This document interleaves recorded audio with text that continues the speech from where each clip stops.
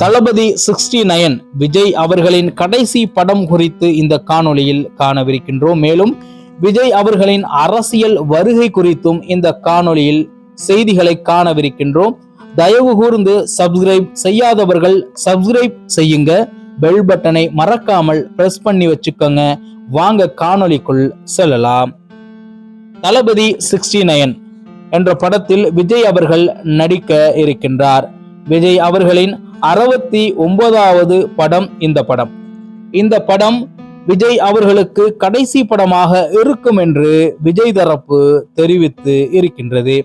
இந்த படத்திற்கு பிறகு விஜய் அவர்கள் முழு நேர அரசியலில் ஈடுபட போவதாக தெரிவித்திருக்கின்றார்.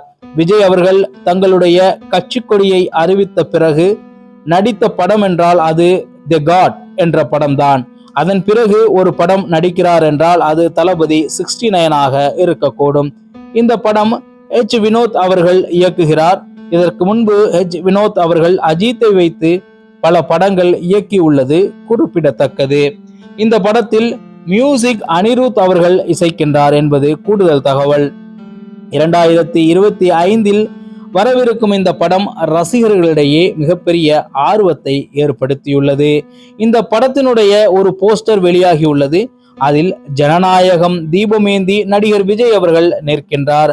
பல அரசியலை குறிப்பிடக்கூடிய இந்த விடயம் வருகின்ற 2025 மிகப்பெரிய ஒரு சம்பவம் செய்யும் என்பதில் மாற்று கருத்தில்லை.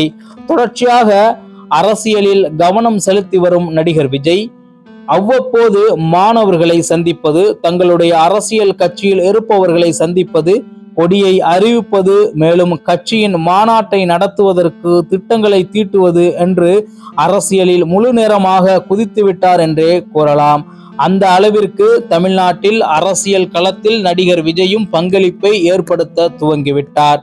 நாம் தமிழர் கட்சியுடன் கூட்டணி என்று இதற்கு முன்பு நாம் தமிழர் கட்சியின் தரப்பில் தெரிவிக்கப்பட்ட நிலையில் தற்போது நாம் தமிழர் கட்சி கூட்டணி இல்லை என்பதை உறுதி செய்து தனித்து நிற்பதாகவும் அறிவித்து இருக்கின்றது. மேலும் விஜய் தரப்பு இதை பற்றி இதுவரை எதுவும் தெரிவிக்கவில்லை என்பது மிக உன்னிப்பாக கவனிக்கக்கூடிய ஒரு விடயமாக இருக்கின்றது. எது எப்படி இருந்தாலும் விஜய் அவர்கள் தங்களுடைய 69வது படத்தில் தங்களுடைய மிகப்பெரிய வருமானத்தை நிறுத்திவிட்டு மக்களுக்கான அரசியலில் ஈடுபட போகின்றார் என்பது அனைவரையும் இந்த தகவல் ஈர்த்துள்ளது என்றே கூறலாம்.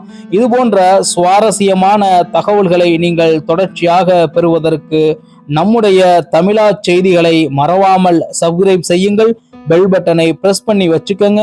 மீண்டும் நல்லதொரு காணொளியில் உங்களை சந்திக்கின்றேன். நன்றி, வணக்கம். இது உங்கள் தமிழா செய்திகள்.